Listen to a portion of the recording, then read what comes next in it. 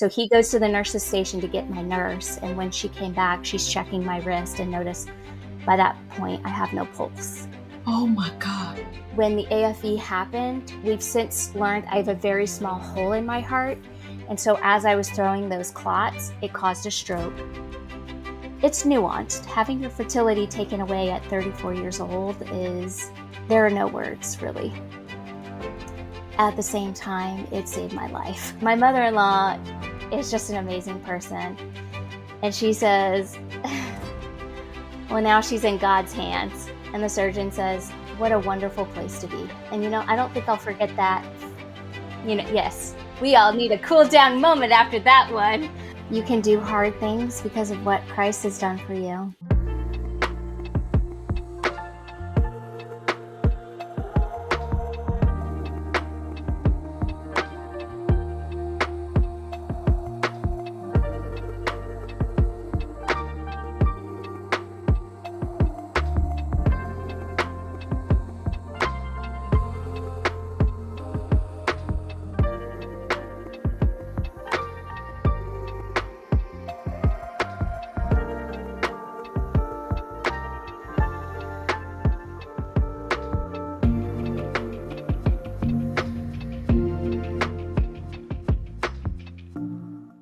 Hi, and welcome to another episode in another season of the Woman Witness podcast on the Woman Witness TV network. I'm your host, Leah Fortier.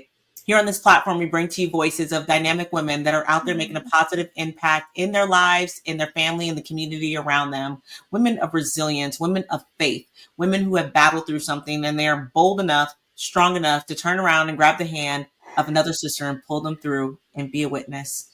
Today, I am so excited to introduce to you my special guest, Garrett. Catherine started her career in animal training, but everything changed when she became a mother. In 2019, during labor, she experienced amniotic fluid embolism, a rare and often fatal birth complication. She survived, but it left her permanently disabled. Now, Catherine is the host of podcast Birth Trauma Stories, where she shares real accounts of resilience, trauma, and healing. Her faith has been the cornerstone of her journey, and today she is here to talk about surviving the unimaginable and finding purpose through pain.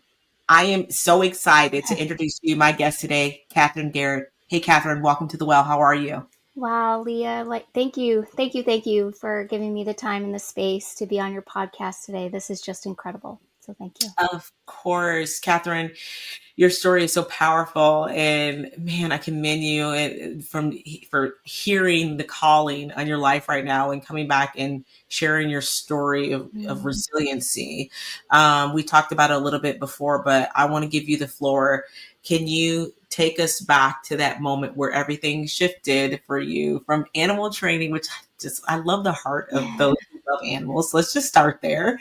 I can tell you're already a special person. Take us back to the moment where everything changed for you. So animal training, I was that kid who wanted to bring home every stray animal. Even at one point, my mom tells me the stories of when I was about 10 and wanted to keep a snapping turtle as a pet. Obviously, I didn't understand it was a snapping turtle and super dangerous. But so we go to PetSmart to get a turtle, and we came home with a dog.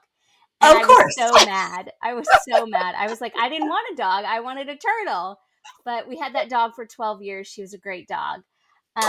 So then I went to school to get my BA in psychology and did internships and worked as a bird trainer for multiple years and really, really loved that job. My passion really was educating and connecting with the audience and just teaching them about these incredibly rare species of birds and different animals.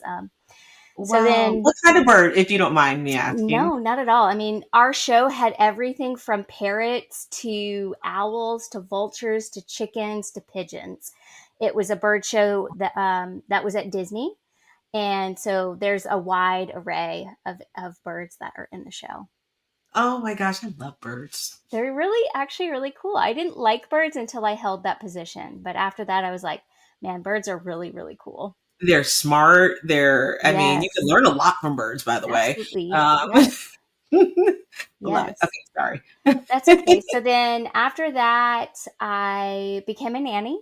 And that's when I became pregnant with my first daughter, actually 1 month after I became a nanny. Oh, And actually, before that is when I got married to my amazing husband, Eli. We've been married this May will be 9 years. congratulations. So thank you. Mhm.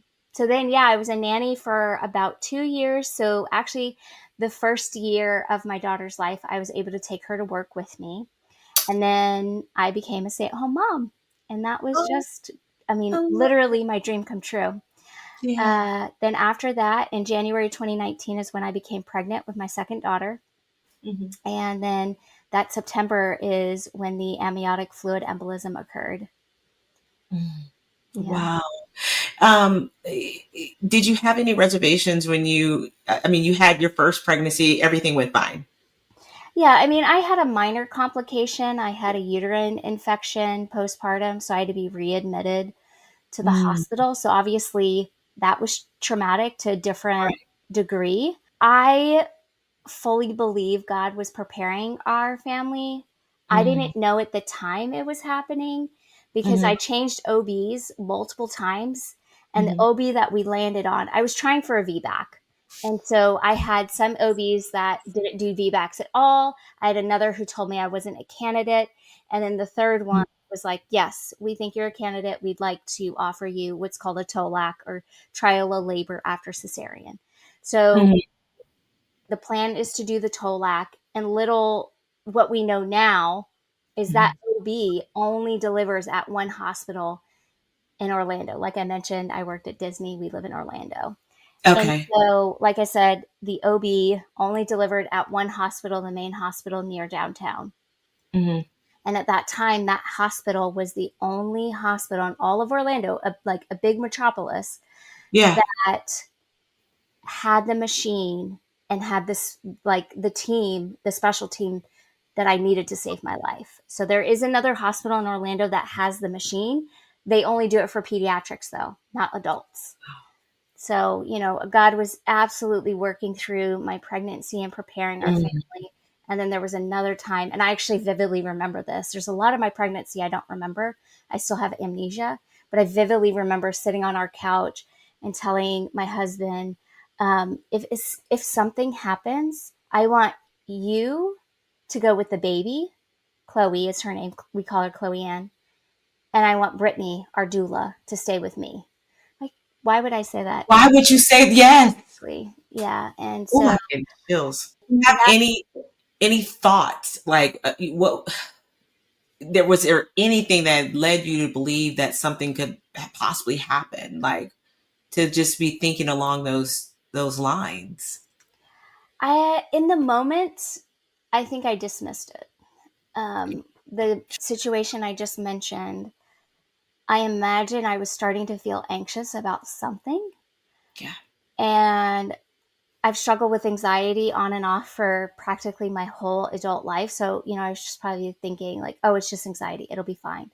I do remember really having to sit down and work through the feelings of like, if I have to have another C section, I need to get to that place that's okay. If I don't get my VBAC, that's okay. Yeah. Obviously, I could have never prepared for what occurred. Um, but at the same time, I'm grateful that the Lord placed that on my heart. And even during that summer, I mean, that summer was literally one of the best summers of my life. I was Mm-hmm. studying a book with Bible study at my church called True Happiness by Martin Lloyd Jones. Mm-hmm. And True Happiness taught, it's an in-depth study about Psalm 107 and Psalm 1. Yeah. And what I didn't know at the time is, Psalm 1 talks about being planted by streams of water and tree will bear Yeah. fruit in due season, and talking about not walking in the way of the wicked or sitting in the seat of scoffers and not standing in the way of sinners. And what I didn't know at the time was, obviously it's talking about being planted. What I didn't know at the time was we were choosing a name, and I'm getting chills thinking about this. We were choosing a name that meant little green shoot. Chloe's name means little green shoot in Hebrew. And when we were deciding on names, obviously a name that was on the list was a name that we had from our first daughter. But when we looked up the Yeah. meaning, we were kind of like, yeah, that's not Right. so great. And Yeah. then I remember we were driving home from the hospital tour because it was a new hospital, so I wanted to tour it. We're driving Yeah. home from the hospital tour and we're talking about names. And, we were like, let's just leave it at these two. And if, hopefully we'll just decide when she's born. Yeah. And then I wake up the next morning. So when we went to bed that night, that was the decision. We were just going to wait. I wake up the Yeah. next morning and I say to my husband, I think I've named the baby. And he goes, me too. And I said, okay, 1, 2, 3, say it. And we both said Chloe. So that was it. That was her name. And that's Yeah. another moment of like, God I just ordering thank, I thank the Lord that I got to name her, Yeah. because poor Eli had hundreds of decisions, really Yeah. hard, like life and death decisions to make. I'm so grateful that I got to do that with him, because he did tell me if I didn't survive, he was going to name her Catherine after me, which is so sweet. But at the Yeah. same time, I would have wanted him to name her the name that we decided together. Yeah. But yeah, so, I love that. I just Oh, and think that that's these are still. all of these mercy drops from the Lord throughout my pregnancy. And I just look back on that time and I felt so kept and held. And Mm. again, in the moments, I don't think I knew that's what was happening. My goodness, everything I understand. And I love how you brought us down the journey of you seeing the little ways that God has, he has kept you. I love that word that you just used. He kept you. He like ordered your steps from searching out the right doctor, putting you in this one hospital, giving you the name Chloe. And I just, Mm-hmm. oh, by the way, I love this name Chloe. I don't know why I can visualize. I feel like I could see her right now. I want you to talk to us. Can you talk to some women who we don't know, we may not know what exactly is a amniotic fluid embolism? Can you talk to us about that? Yes. So we call it AFE for short. Hmm. And an amniotic fluid as embolism is when fetal material, whether that's a hair cell, nail cell, meconium, Hmm. gets in the mother's bloodstream, which years ago they thought that didn't happen. But what we know now is that's a normal process Okay. of pregnancy. And just think about like the mother baby bond of like how cool that is, that like Right. that material is circulating through your body. But so in these very rare cases, AFE happens in 1 in 40,000 pregnancies. And I had someone say to me, well, Kathy, that doesn't sound very rare. And I'm like, do the math. That's 25 in a million. And then they were like, oh, okay, that now Wow. I get it. Now I get the Right. scope of how Right. rare this really is. So there's about 2 AFEs that occur every week. And give or take, it's not perfect math, but give or take, one woman will perish, one woman will survive. That's how catastrophic this situation is. But like I said, fetal material gets in the mother's bloodstream, and they call it an anaphylactoid like reaction. We still don't know the entire etiology and the processes of why this happens. The AFE Foundation is doing researching and working very, very, very hard to try and figure that out. But at this time, we don't know. But so I'm sure many of your listeners are familiar with anaphylaxis. Yeah. Anaphylaxis is when you've been exposed to the protein that you're allergic to before. Anaphylactoid is the first time you're being exposed to that protein. So, like I Mm. said, gets in the mother's bloodstream, and typically it forms an embolism or a clot. And so that typically goes to your lungs, which Mm. obviously you're struggling to breathe, then Correct. your blood pressure drops. So typically, there's multiple phases. So the Yeah. pre-phase is normally like anxiety, a sense of doom, breathlessness, things like that. Like you're Yeah. just restless, kind of. You may have a seizure. Wow. The next phase, or phase one, is low blood pressure or hypotension. And that's again when that clot gets in your lungs and it causes you to increase your breathing and it causes your blood pressure to dip. So, and then coupled with that phase, not all women, but some women like myself go into cardiopulmonary arrest. You stop breathing, your heart stops beating. So in my case, I had the seizure, I had the low blood pressure, I had the cardio and pulmonary arrest. And actually, when I first had that pre-phase of agitation, Yeah. my husband said he looked at the monitor and it was reading nothing. And he is an analytical guy. He's an engineer, so that just kind of gives you an idea of how his mind works. And he's thinking, okay, no big deal. Monitors slip all the time in the hospitals. So Yeah. he goes to the nurse's station to get my nurse. And when she came back, she's checking my wrist and noticed by that point I have no pulse. Oh my God. So like I said, I had the seizure, stop breathing, heart rate stops, and my nurse is shaking me. And that's when they call, or she calls the staff assist, or she pushes the staff assist button. And that's when the NICU team and the more L&D staff come, and they are prepping me for a C-section. And then they have to get baby out within 6 minutes to preserve brain function of baby. It also increased circulation of the mother, because imagine, like, you have the bowling ball, you have a Yes. big vein that goes right through your stomach. Yeah. It's called your abdominal aorta. And so getting baby out relieves All the that pressure, pressure. so you Yeah. have that return of circulation. So as they're doing CPR, they're able to circulate easier. And there are techniques that they can use, like they can move baby to the left to relieve that pressure, but it's pivotal that they get baby out as quick as possible. Yeah. So they get Chloe Ann out within 6 minutes. She was born limp with an APGAR score of 2. And actually, recently I shared my story with a NICU team, and I asked, what does that mean? And they were like, it's bad. Like that's really all they would tell me, is it's bad. Wow. So she did have to be intubated, resuscitated, and taken to the NICU. Miraculously, she was off oxygen by 24 hours of life. Thank I you, mean, she Jesus. went from, nearly coding herself to off all oxygen. And she was in the NICU for 4 days. She really struggled with feeding. So that's, she just had to get stronger. Yeah. And she did sustain a laceration on her shoulder that obviously had to be addressed. But that just tells you how quickly the team was really trying to work. Yeah. But back to the phases, the second phase is DIC. And that stands for, I'm going to try and not butcher it, Yeah. disseminated intravascular coagulation. Wow. And basically, your clotting factors stick together and your bleeding factors stick together.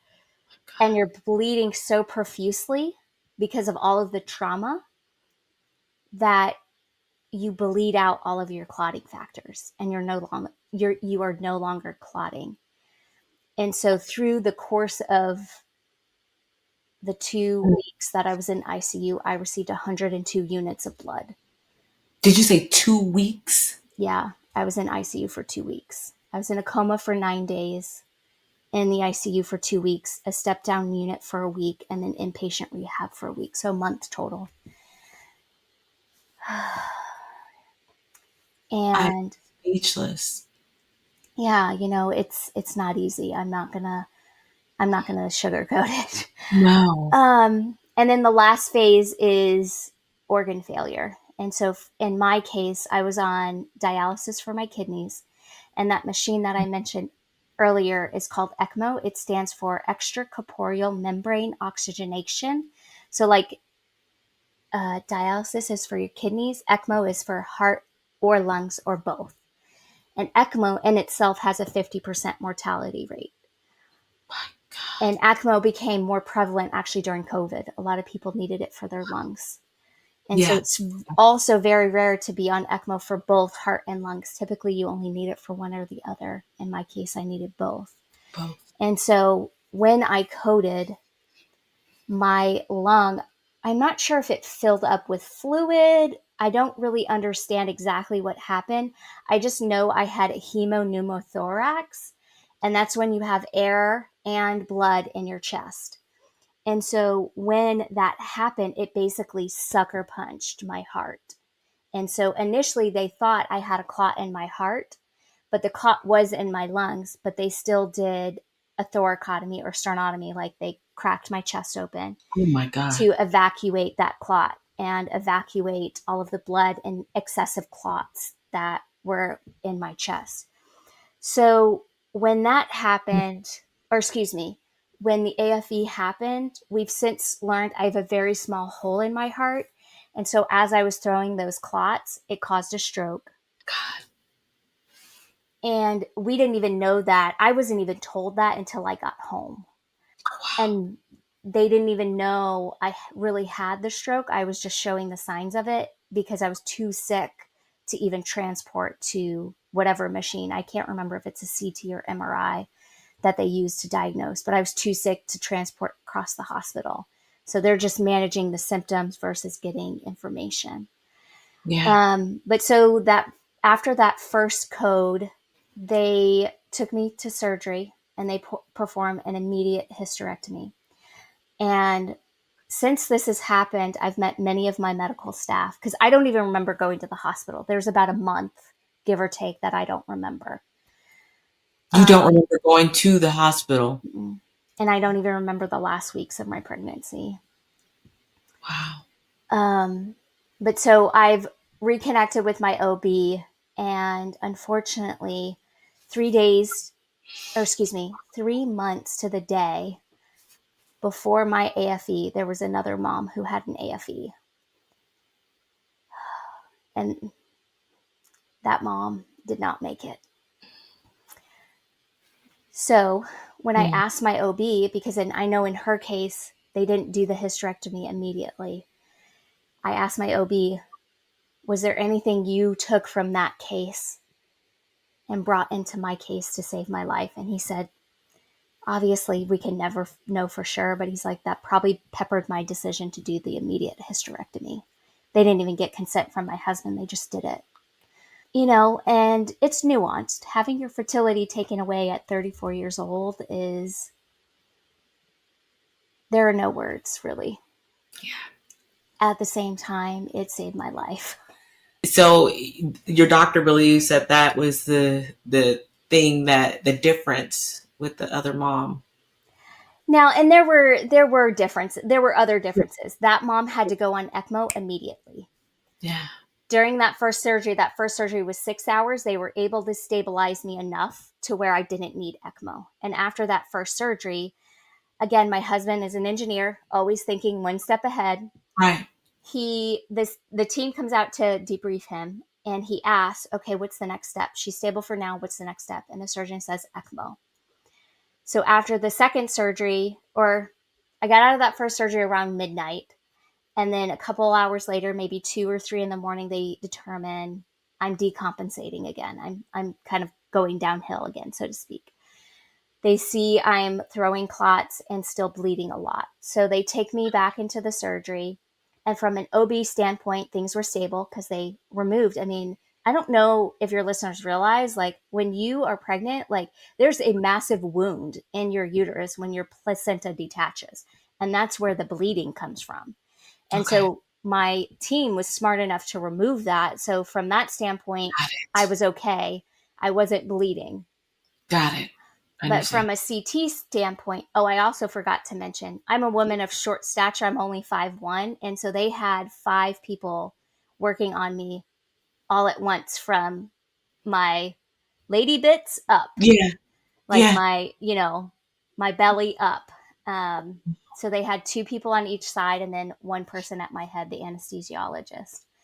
And my OB said that's the only time in his career he's ever seen a CT team come to L&D and work on a patient together simultaneously. Wow. But like I said, my husband asked the question, what's the next step? ECMO's the next step. And after the second surgery, they aren't able to stabilize my blood pressure. The decision's made to put me on ECMO. So the team comes out, debriefs my husband again. And my husband asked the same question. All right, doc. He said, last time ECMO was the next step. What's the next step after this? And this part, man, always gets me choked up. The surgeon says, well, That's it. It's up to her. And my mother-in-law is just an amazing person. And she says, well, now she's in God's hands. And the surgeon says, what a wonderful place to be. And, I don't think I'll Ooh. forget that. Yes, we all need a cool down moment after Yeah. that one. Woo. Um, Mm, mm, mm, mm. I don't think I'll forget that phrase for the rest of my life. But so, second surgery complete. And I Mm. forgot to mention, through the course of all of this, I coded a total of 6 times. So in the AFE community, people talk a lot about like living their second chance. And I'm like, well, does that mean I'm living my seventh Yeah. chance? When you code multiple times, like it's wild. Um, but so after the second surgery, I'm on ECMO. Day 2 and 3 of the coma were pretty normal. Yeah. Things were pretty stable. I believe it was day 4 or 5, they were talking about taking me off ECMO. But they determined I was still internally bleeding. So they just wanted to give my body more time to rest. Yeah. And then day 6, they take me into the surgery.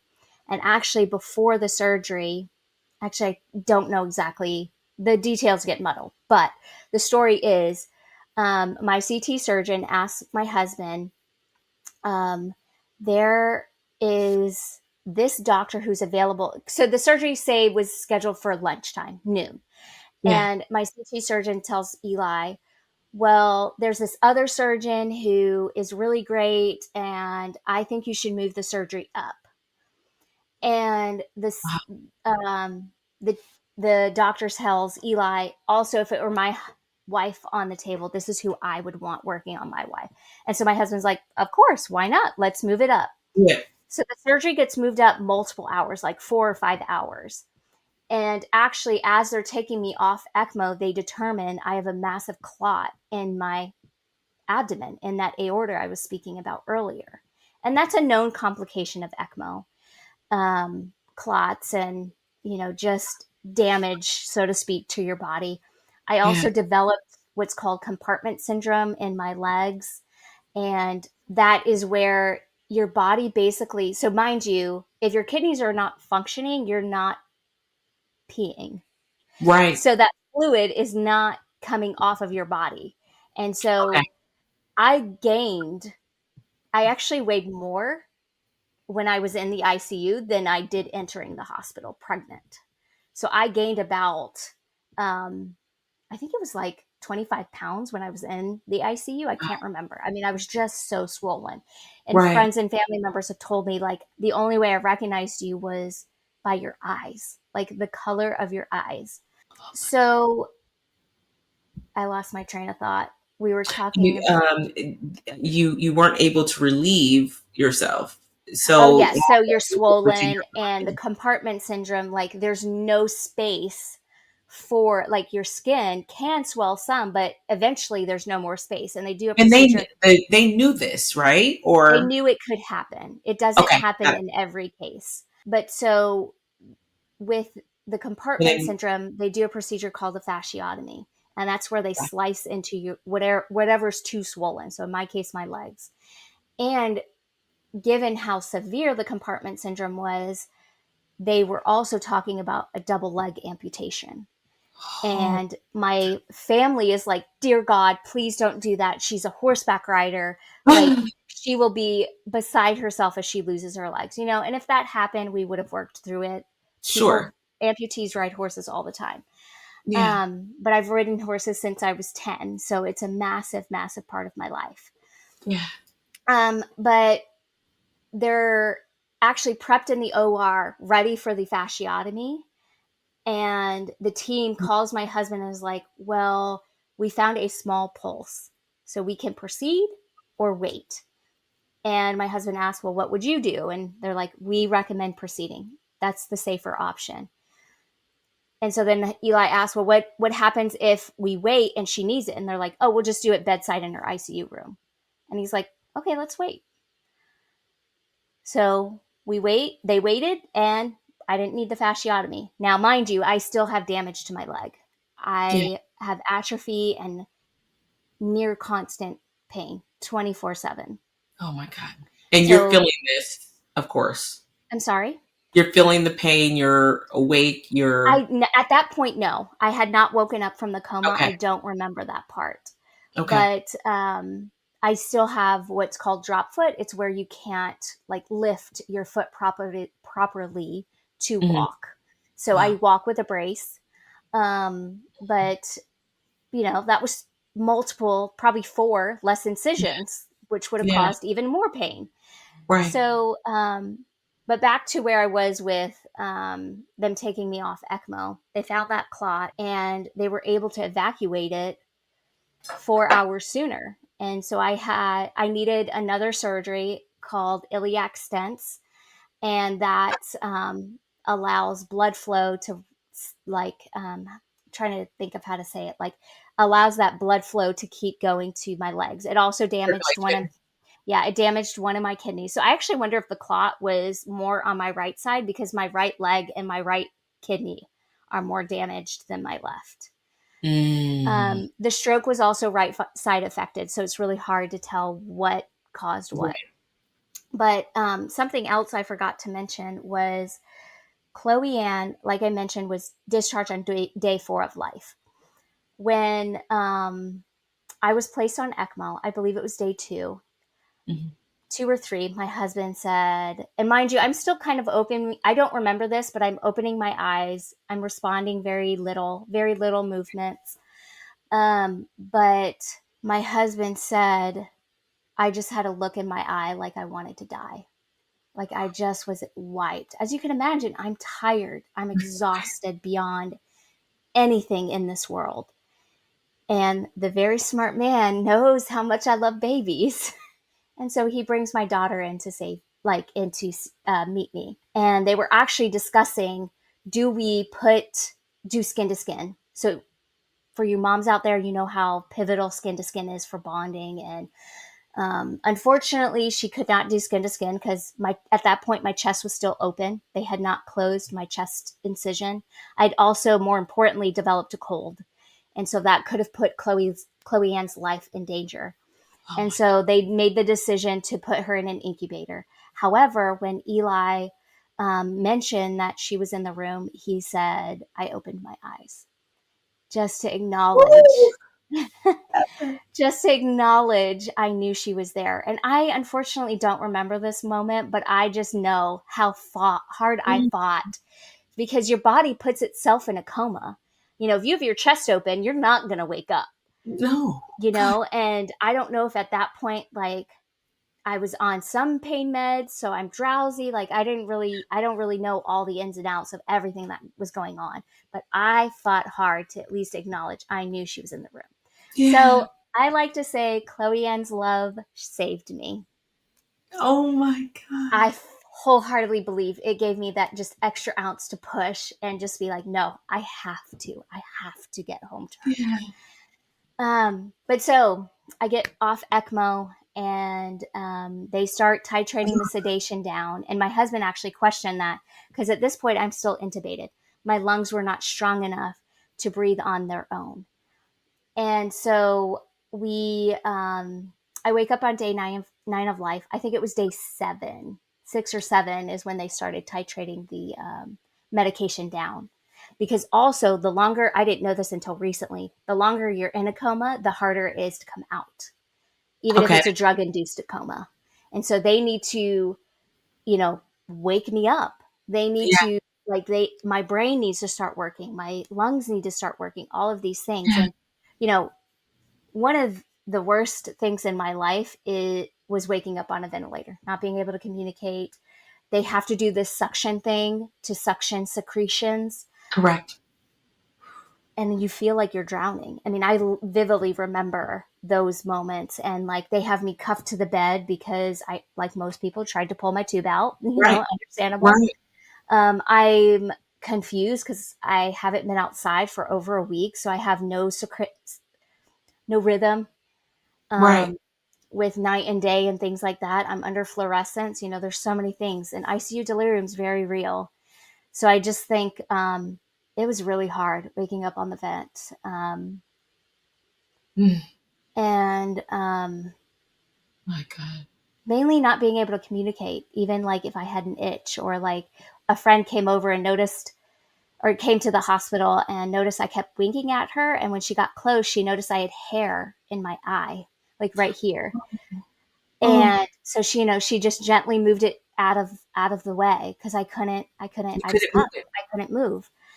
So, there were just so many things of like, I just have to get through moments. And at the same time, because of the stroke, I couldn't tell time on an analog clock.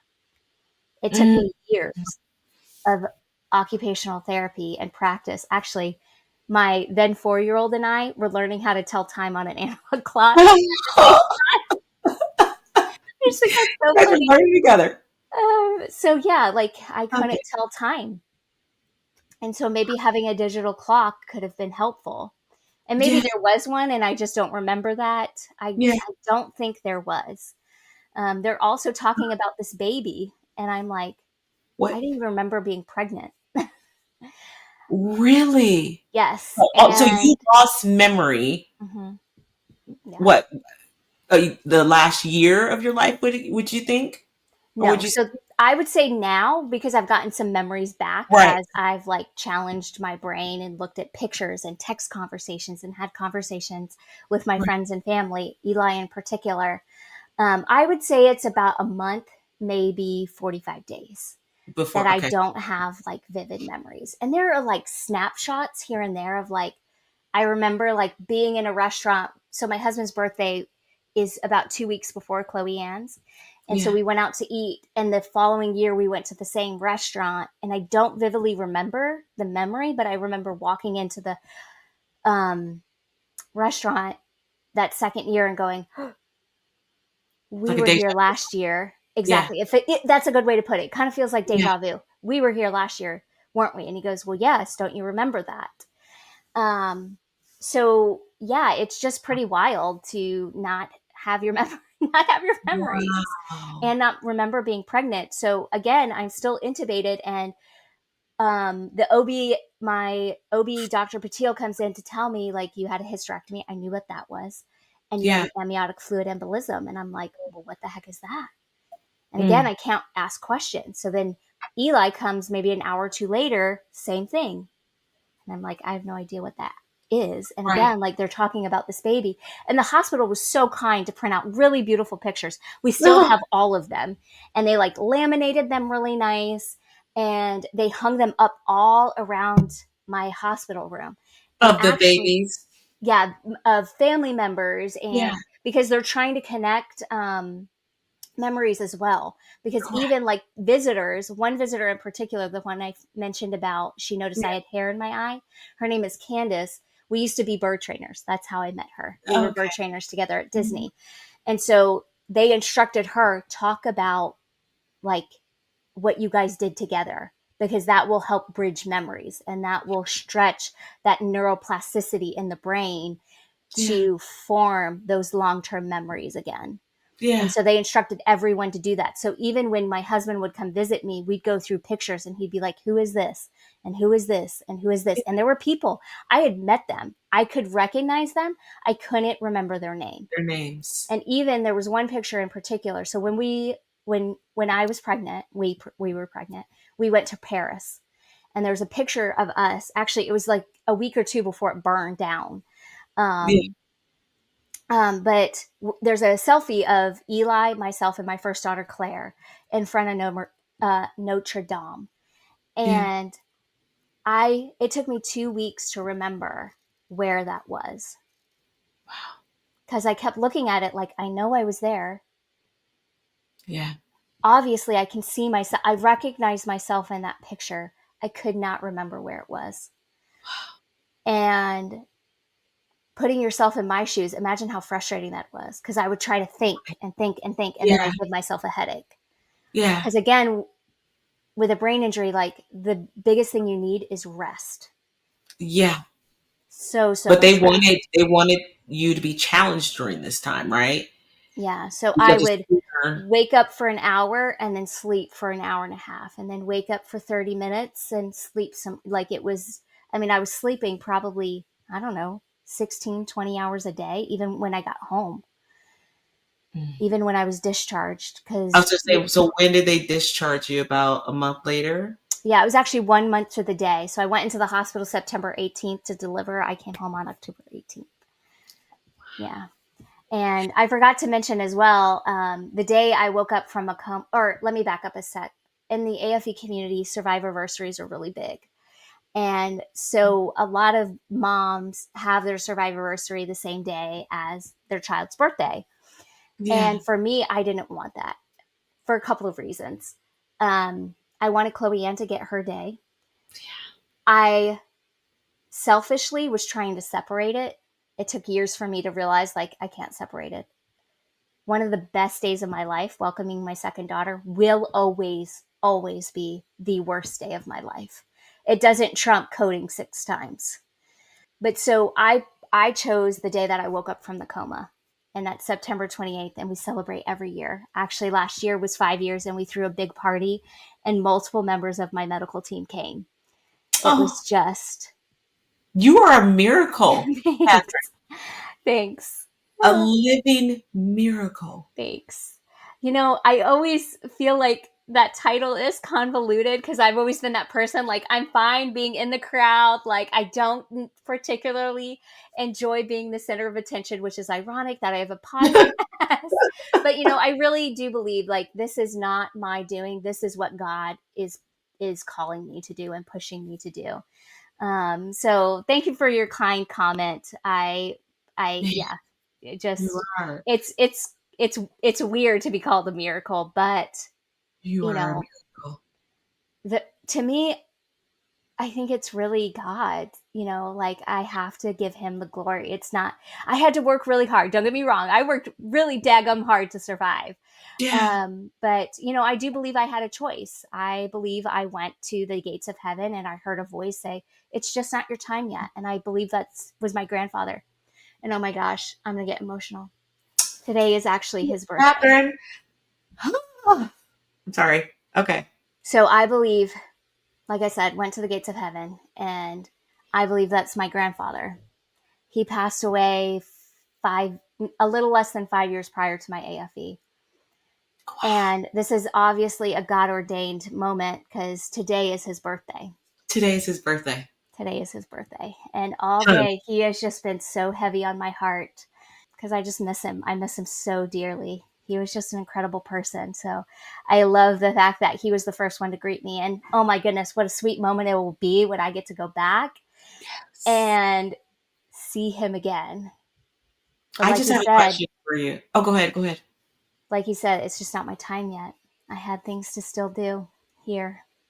Do you remember any of that 30 days? Like, um, of course you don't. You probably say that. I'm sorry. That's I'm okay. thinking. Do you like remember anything? Like anything? Not like being in another world, or having, how people always say, when they die, they, because you did, they remember something in that Mhm. moment. Like, So I don't know the story that I just described. I don't know exactly when that occurred. I don't know, like, it was that the first time I coded or the fifth time. right. I don't exactly know. I do know during that first code, it took about 30 minutes to get me stabilized. So I don't know, like, if I coded multiple times within that 30 minutes or what exactly happened, but it was a long first code. Um, and mind you, I coded 6 times. So when the only thing that I really, really remember is what the story I just described to you, going to the gates of heaven and just seeing an incredibly bright light. I have a light on myself right now. It was 1,000 times brighter. So you do remember that. I feel like I remember that. Like I can place myself there. I have some you know, they always say your hearing is the last to go when you're dying. I have some, like, there have been moments where I'll hear like a medical team say, breathe. Like I was in the hospital getting testing and they were saying that to another patient, like, take deep breaths, like in a stern, authoritative voice. And that Yeah. kind of was like a little bit of a trigger. So I feel like my hearing kind of remembers, if that makes sense, but I Right. can't like Right. visualize it. Yeah. And there's another instance, apparently the day before, I actually was like cognitive, and I actually woke up. Apparently, my mom was asking me questions and I was responding to her.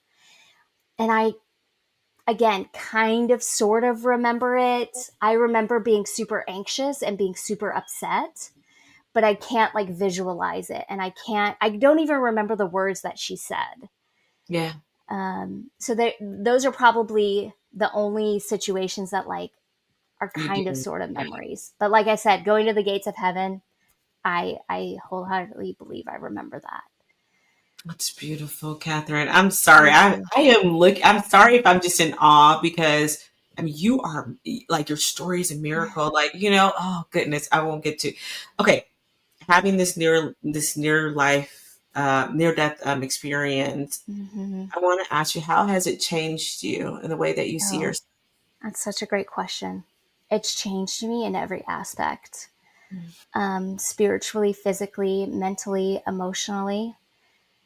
I'll start with physically. I tried to count my scars once and I stopped at 31. Um, Oh my God. and my scars cause a lot of pain as well.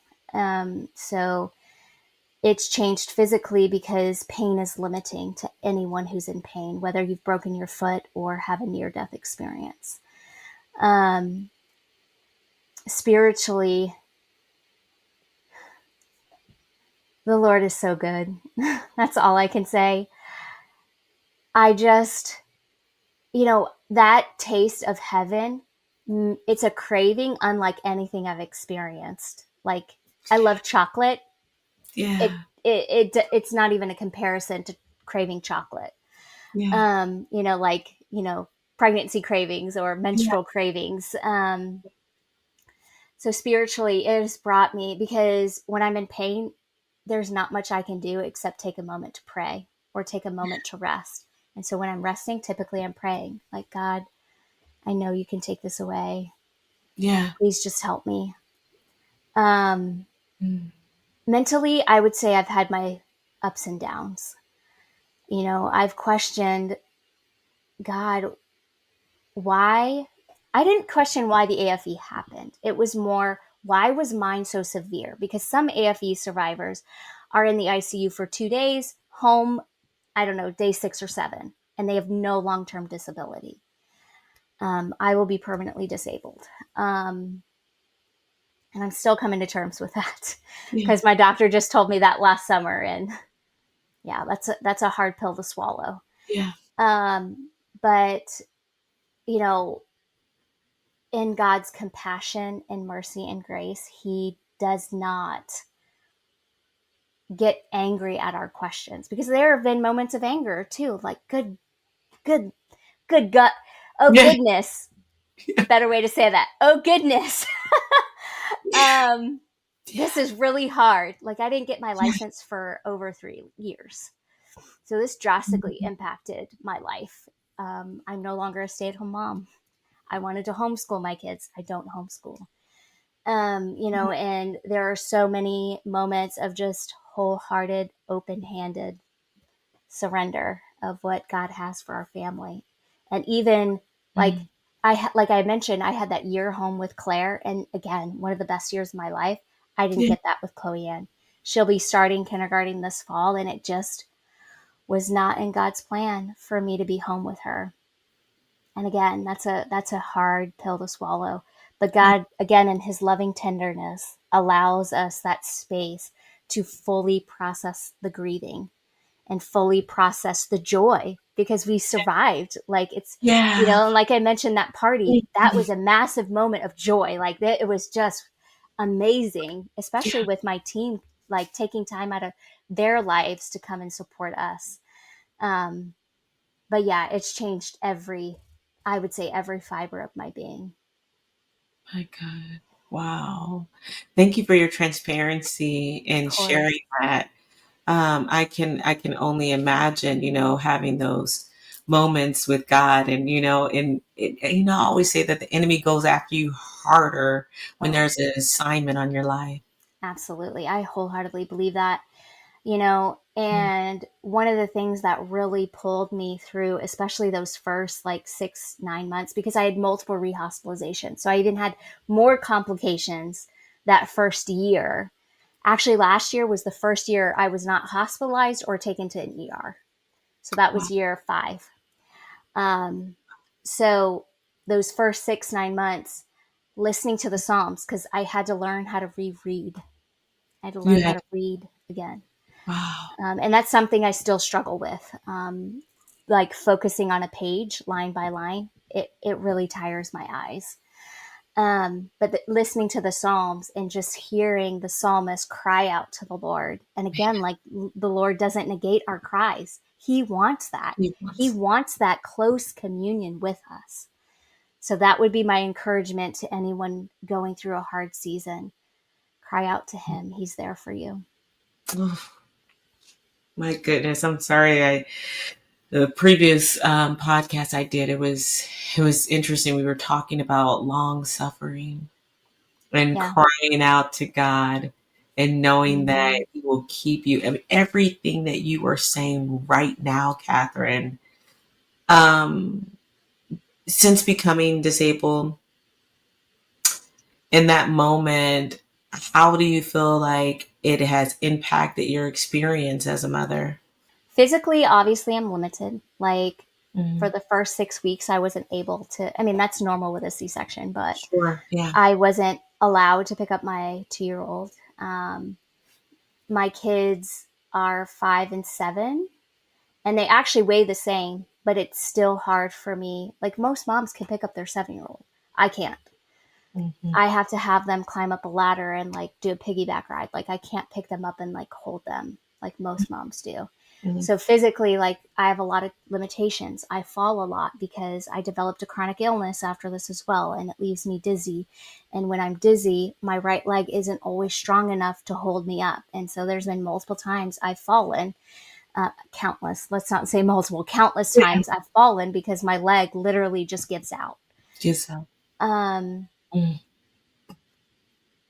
and with driving in particular, my daughter, I believe she was 4 at the time, she said, well, I like this aunt better because she can drive and you can't.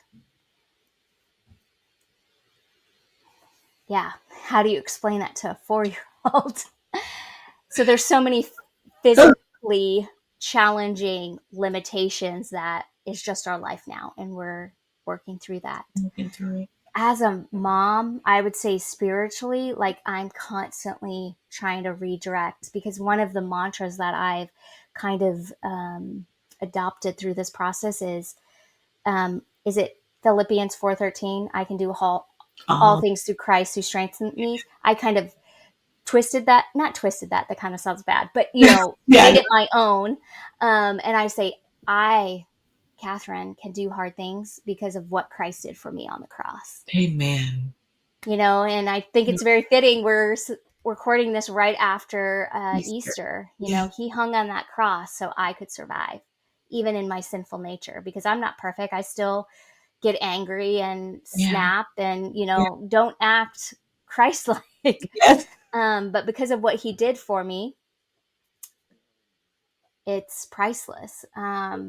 Emotionally, I think it's making my kids more compassionate.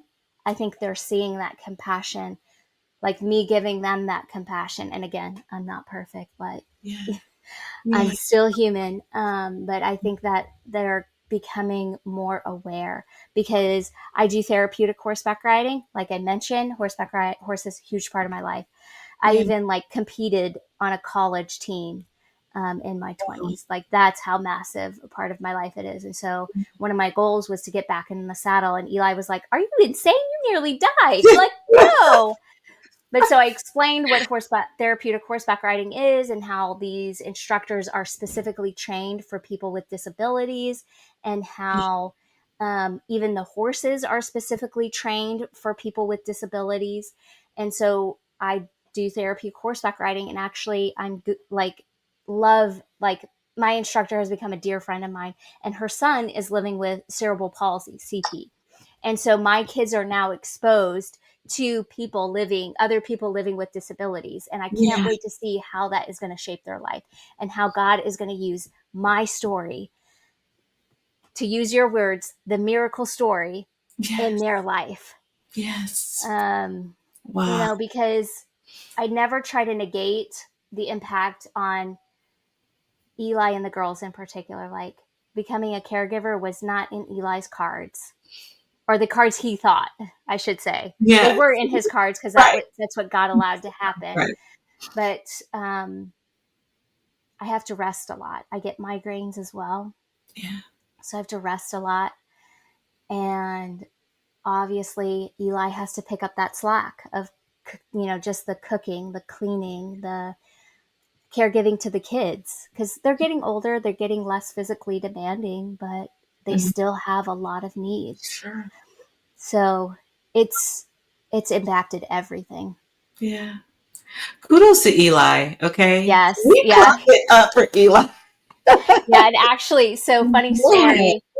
I don't remember. Oh, it was one of my ICU nurses. She said, Yeah. your husband has been here every day, sometimes multiple times a day, because when they were taking the breathing tube out, they did it kind of urgently, so to speak. And so Eli was at the hospital earlier in the day and then put the kids to bed and raced back to the hospital because he wanted to talk to me. Like, how sweet is that? Oh my gosh. Look. And I wish so badly I could remember this moment, but just whispering, "Hi, honey." I just imagine, like, I Yeah. remember FaceTiming him though and being like, "I have to talk to you right now, even if you're on the highway," which I Right. don't recommend, but there are certain circumstances that, like, you just need to celebrate. Yes. But Yes. so my ICU nurse was like, "He's up here all the time." And so she's like, "He either deserves Dad of the Year or Yes. Husband of the That's what Year, an award." And so for our next anniversary, I made him a card that said Husband of the Year. oh. And we still have that card. I was like, I'm gonna keep this forever because you are like, and this has impacted our marriage in a lot of ways. It's challenging. I'm not gonna lie. Marriage is hard in general because we are Yes. sinful beings. Yes. But then add on disability and limitations and pain and therapy and rehab schedules, because when I go to rehab, I'm exhausted. So normally I'm napping after rehab. Yeah. Even now, I'm still in rehab. Mm. So again, like, he has so much on his shoulder. And just to give you an idea of just what an incredible man he is and the way that he loves his family so well, he didn't experience caregiver fatigue until 4.5 years. Wow. Like, that's how strong he is. Wow. Thank Yeah, you, it's God. incredible. He gave Yeah, you the capacity. He gave him the capacity yeah. to endure something. I want to ask you before I Mm-hmm. let you out of here, Catherine. Your story is so inspiring, and it is a miracle story. Um, Goodness gracious! I know we're coming up on an hour, but if you can, this wasn't in my notes, but how important do you think it is for us to come up with a plan, a just in case plan, just in case it was myself or someone listening? How important is it to come up with a plan if we don't have an Eli next to us? Oh, that's such a great question. I would say, looking back, Eli did an incredible job. He really tried to put himself in my shoes and think what I would want. At the same time, the only thing I wish he would have done differently is I wish he would have taken more pictures and journaled, or Mm, someone. Eli had a lot on his shoulders, yeah. let's be honest. Someone in our extended family, I wish they had taken more pictures and journaled what happened, because I am that person who wants, like, See, an understanding. And so, but they were respectful. Eli was the one that said no pictures. But actually, when Chloe Ann came in to meet me, he took a video and 2 pictures.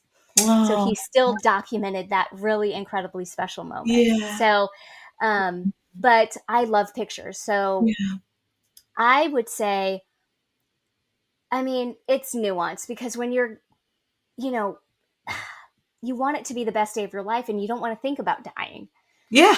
but it happens, and we never in the AFE community or perinatal trauma community want to scare pregnant ladies or No. their spouses or their partners. We never want to scare people, Right. but it's the reality of the world that we live in, and we have to accept reality. Yeah. And so having of like, I would be okay with these procedures, I would not be okay with these procedures. I want pictures, I want a journal. I don't want pictures, I don't want a journal. um yeah, just at least having that conversation, because Yeah. if I just lost my train of thought, but Like, even go people, ahead. sometimes people have like a DNR and all that stuff. And no, like, do everything, be an Eli in the situation, keep me alive at Yeah, all costs, yeah, And I say this, right? I don't know if that's anyone else's wishes, but having a conversation with someone close to you about yeah, what you expect, what you want to do, keep me alive at all costs, or yeah, you know what I mean? And whatever yeah. anyone's personal wishes are, do you feel like it is necessary to at least have those conversations with someone? I think it's important because even I remember the thought I just had, when they were going back and forth about the fasciotomy, Yeah. the incisions into my legs. My poor mom, I can only imagine what this experience was like for her. But my poor mom wanted to proceed with the fasciotomy. She's like, do whatever you have to do to save her legs. And Eli was like, no, we're going to wait. And so, I think my Yeah. mom would have done it, which would have been an unnecessary, I use air quotes because, like, ultimately I didn't need it, but unnecessary procedure. Whereas Eli, like, he was just being held up by the Lord and he was Ooh. praying about everything and Mm. making real, so I think, like, at least have the conversation of, like, do you want blood product? Do you want, Yeah. because at least now most hospital systems ask that bare minimum, but, would you want every single procedure in the book that is possible? I think this is good information, and I honestly feel like I feel like there's room for a book or something around that. Anyways, we have to visit that later. I mean, it's like, as you said, you don't want to scare people, but these are conversations, these are thoughts. No one wants to think about this, but Mhm. if you know, save my legs, do whatever you can. You know what I mean? Don't just, anyways, we got to talk about this off air. I think there's room for something like that. Okay, getting you Mhm. out of here, Catherine. Um, what's next for you? Ooh, that's such a great question. I'm not entirely sure. We're kind of in a season of transition with summer coming up and the kids being home from school. So there will be lots of vacations this summer. Yeah, So I'm excited. A lot of memories made with my kiddos. yeah, But at least in the short term, I'm just, again, wholeheartedly open-handed, open-hearted praying for what God has. I have a couple of speaking engagements coming up here soon that I'm really excited about. So yeah, just trying to see what God has for me. And I'm not really entirely sure when I'll stop rehab. Who knows? We'll see. I yeah, hope. Well, I know God will make it clear. yeah. Yes, he has been leading you thus far, and I think you have Yeah. um, a lot more ground to cover. God is working. You are his handiwork. You are what we have waited to see. We are always, I know I am. I'm always like, Lord, show me a miracle. Like, heal the sick, let the blind see, Mm, break curses off of people, break family curses and generational mm, curses. And like, I love to see that. And I'm always asking God to see it. And he brings it to me every day. And you are, you are what I get excited because I know that God is so amazing and he is able to yes. heal any and everything. And he will bring you your miracles, signs, and wonders. All right. Amen. Let me stop. Catherine, I want to thank you so much for coming and pouring at this well. Um, you have given me so much hope. Ladies, I know Aw. you are listening. If you feel hopeless and if you feel as if you can't make it, if you feel as if maybe this just happened for Catherine, I am here to tell you that God can do it for you as well. Catherine, before I let you go, can you just leave us with something to hold on to until we're in the presence of God again? You can do hard things because of what Christ has done for you. That is it. Oh my God. Okay, John 3:16. All right. Ladies, thank you so much for coming and checking out this another episode of the Woman Witness podcast on the Woman Witness TV network. I want to thank my guest, Catherine. We ask that you like, subscribe, follow Catherine. Catherine, where can we find you? My website is www.birthtraumastories.com. I'm on Instagram, Threads, Facebook, and YouTube, all birth trauma stories. Thank you so much. I'll put it in the description below. Follow her.